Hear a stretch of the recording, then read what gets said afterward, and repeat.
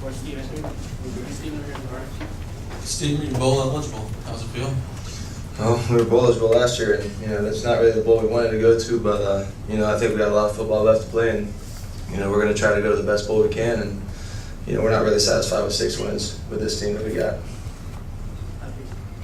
Steven, even though you guys might struggle a little bit from time to time on offense, you guys have big play capability. Is that just something you guys can use and rely on to know that even if a couple plays don't go your way, you guys can still break one with Alshon, Corey, and obviously with Marcus? Yeah, definitely. Those guys are always capable of breaking long runs or breaking tackles and taking it to 70 yards for a touchdown like Alshon. It makes it easy, on the quarterback to have players like that, and it's good to lean back on them. Steven, is it frustrating to not be able to get any more consistency to, let those guys back in the game, not be able to just finish somebody off? A little bit, but, I think we ended up, doing all right. The first half we had some turnovers and, some penalties that kind of hurt us. The second half I, had a few bad throws that, I wish I could have back, but, I think we played well enough to win, but we can't play like that next week against Arkansas. Steven, I think Alshon had 1 catch in the first 3 quarters, and he had a couple big ones in the fourth quarter. Was it a matter of just UT defense was just locking him up in the first 3, and he finally found him? Yeah, every time we were looking for him, he had 2 or 3 people on him, it looked like. But he's a great player, and there's a reason 2 or 3 people are covering him. I can't really blame him, but once he gets the ball, he's obviously dangerous. I'm just gonna try to figure out ways to get the ball to him more often.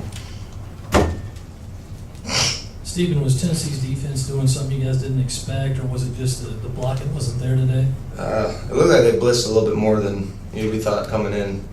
We thought they were going to play a little bit more man coverage like they have been all year, but they didn't really run a whole lot of man coverage at all.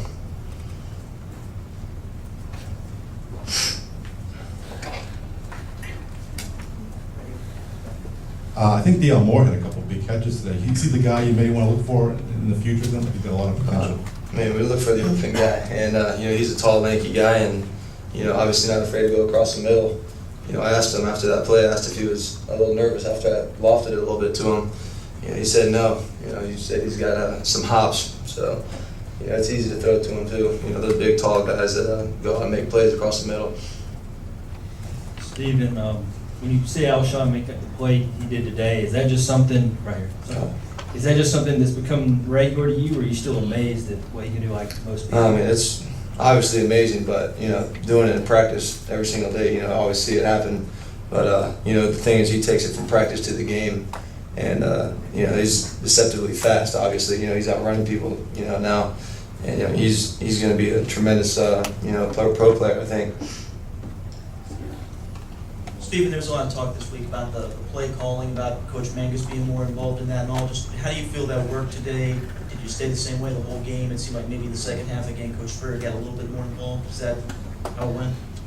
I think so. I talked to Coach Mangus after the game, and he said he wanted to do a little bit more jet, our fast-paced offense, no huddle. But I guess we didn't really need it. We wish he could do it a little bit more just to practice it in game situations. But I think the play calling was pretty well. It's easy when you have Marcus and Alshon out there making plays for us.